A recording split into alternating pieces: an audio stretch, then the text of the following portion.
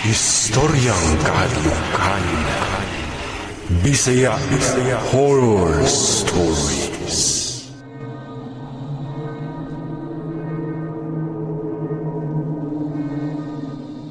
Usa di ay ko sa mga tawo nga kaniadto nga ignorante anang lutuon ig Holy Week nga mao ang binignit. Ako da ay si Rosel, nagtubo gyud ko sa syudad sa Cebu ug kini akong experience kay nahitabo kini dihang miuban ko sa akong amiga somewhere sa north sa Cebu. Di na lang nako i-mention kung asa ang ilaha kay aron di pud magka-cause og commotion dito sa dapit. Miuban di ako ato sa akong amiga nga itago lang nato sa pangalan nga Jonah. Si Jonah, usa jud ka babaeng probinsyana. Kay miangkon man gyud siya nga bukid style gyud ang iyang nadak-an. Ug maupod nga nagkasuod mi. Kay ako, gusto ko ma-explore sa kinabuhi sa probinsya. Ug siya pod, ug unsay kinabuhi na anaa pod sa syudad. By the way, kauban di ay niya sa trabaho. Ug kay lagi, Holy Week man to, wala may trabaho ana. Mao may desisyon siya nga mopauli siya sa ilaha sa north. Maong ako nga laay man pud kaayo nga ako raw sa balay, miingon ko sa ako ang ginikanan nga mauban na lang ko sa ilahang Jonah ato. Ug misugot ra man pud sila kay dagko naman pud mi. Ug ako mismo kaya na pud nako ang akong kawilingon kay bisan asa naman lang pud ko milaag. Martes day mi ato migikan sakay sa may North Bus Terminal pa ato nga Tayma. Ug paingon na mi ato sa ilang Jonah ato. Mga alas 4 na to sa hapon, dihang naabot mi sa iskina sa ilaha. Ug miingon siya nako nga maglakaw pa daw mi paingon sa ilaha. Kay ang motor di daw kasulod sa ilahang dapit kay tungason kaayo. Mong ako, gusto pud ko og adventure. Sige go ra gihapon, ug laban lang gihapon kay mao may gusto. Kilom-kilom na to dihang hapit na gyud mi naabot sa ilahang dapit. Dihang nakabati ko og lain kaayo nga tingog. Mamurag na ay gahaming. Maong niingon ko kang Jonah nga nakabati ba si Aron? Murag na ay kanta-kanta pero walay lyrics nga madunggan.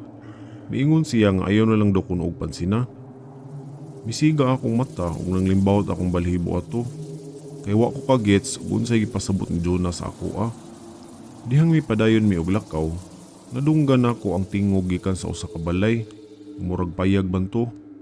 Ako unta ingnan si Jonah nga naangad to ang katingog. Apan musulti siya sa ikaduhang gayon nga ayaw na lang yun daw kuno pansina ug padayon na lang daw mi sa paglakaw. Gipaningot ko atong lakawan namo ug grabe kahadlok ang akong nadunggan. Ug naabot na gid mi ato sa ilahang Jonah, nagisugat mi sa iyang mama ug papa, pati pud sa iyang mga manghod. Lipay kaayo sila kay naa daw kuno ang ati Jonah nila. Mao to miingon dayon si Jonah ug gipaila-ila ko nila ato. Misulti si Jonah ug unsa daw to akong nadunggan kaganiha. Kalimtan na lang daw to nako. Kaingon ana gyud daw na diri sa ilaha. Ako pod base nabaguhan lang ko sa binukid. Siyempre, ignorante jud ko. Fast forward adlang Huwebes to sa buntag. Dihang nagkasabot mi ni Jonah nga mamalit mi og ingredients para daw sa binignit. Curious pod ko ug unsaon pagbuhat kay lagi gusto pod ko makat-on ug unsaon na pagluto. Mao tong niadto mi sa merkado ug namalit mi sa mga kinahanglanon. Pagbalik na pud namo ato paingon sa ilaha, nakadungog na pud ko sa gahaming sa may balay nga karaan. This time, nakita nako gyud nga balay kadto ug gamay siya nga payag. Miingon si Jonah sa kuha nga lahos na lang daw ko ug dili na mi maghapit-hapit. Ako pod nga kuryoso kaayo, nangutana jud ko kang Jonah kung unsay naa didtong dapita.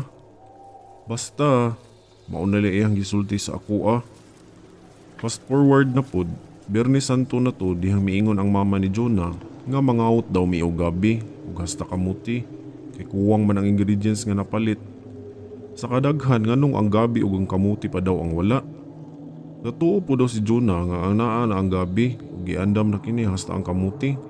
Apan wa gid siya magtuo nga wala pa di ay. So mao to nangaut na lang mi sa may unahan nga dapit. Sa amo ang gikautan ato, duol di ito sa katong balay nga nagaagi nako na naay magsigi og haming. Sa papadung na namo didto, miingon ko kang Jonah nga, di ba ka to maning balay nga Giputol niya ang akong storya ug miingon siya nga magkaot na lang daw mi aron mahuman na daw og dili na sige daghan og storya.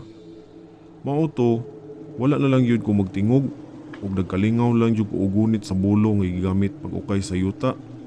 Ug sa akong kalingaw sa siging kaot, nawala ra to sa akong hunahuna ang kabahin sa gahaming. Nya tuod, miingon si Jonah nga wala daw siya kadala sa sudlanan sa gabi og kamuti.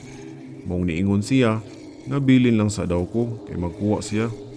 Makita ra man pud ang ilaha, maong okay ra pud nako. Pila ka minuto pa lang sa paglakaw ni Jonah ato, nadungga na sa nako ang gahaming ug ambot nganong kalit kayo ang panghitabo ato. Namura kog inanay nga ipaduol sa katong balay. Pag abot nako to sa may balay, nakita nako ang babae nga kanta-kanta sa may hulutuanan nila.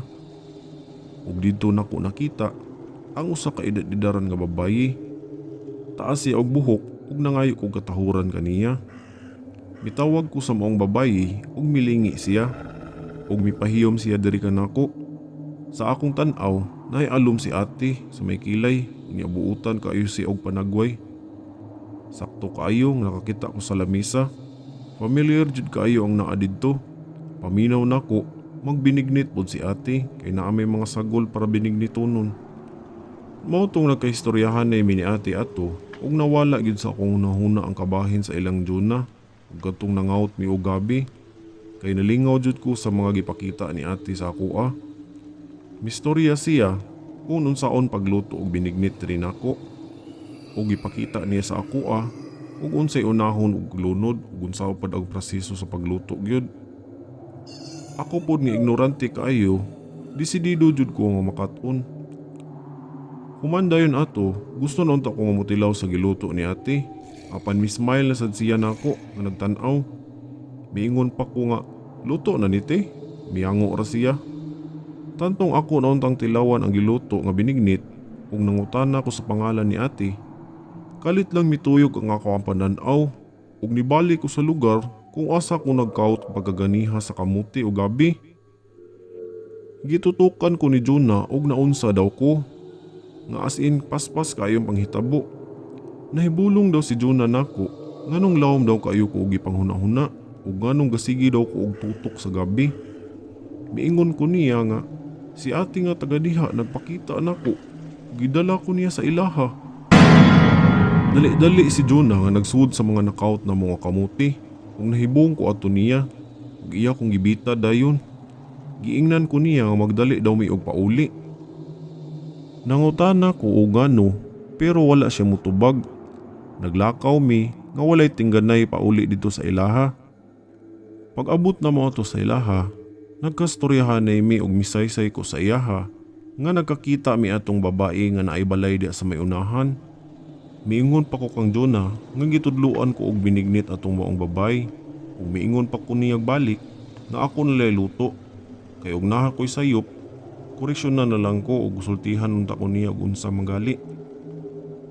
Gitan-aw ra gyud ko ni Jonah ato ug hasta sa iyang mama nga sa kadugayan nilang tan-aw nang lugmaw ang ilahang mga luha ug wala ko kasabot kung ngano. Ug basin galuha ra sila kay aso kaayo kay kahoy may gigamit sa pagluto. Og didto, miingon na gyud si Jonah nako nga ang nakita ba daw kuno nako kay babaye nga medyo edad-edaran na, unya taas kini og buhok, unya nay alom sa may kilay. Mitando ko nga oo, unsa day mo ni ate?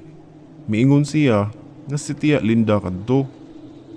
Gidungog na si Auntie Linda nga maoy manghiluay kuno, maong gianaha daw kuno na silahang balay. Ug unya, gipatay kini kay tungod sa gipakaon ini nga mga binignit. Wala jud ko mutuo sa giingon ni Jonah kanako, apan sila pud dili jud mutuo pud daw nga mabuhat daw to ni Ate Linda kay buutan pud kuno kaayo to.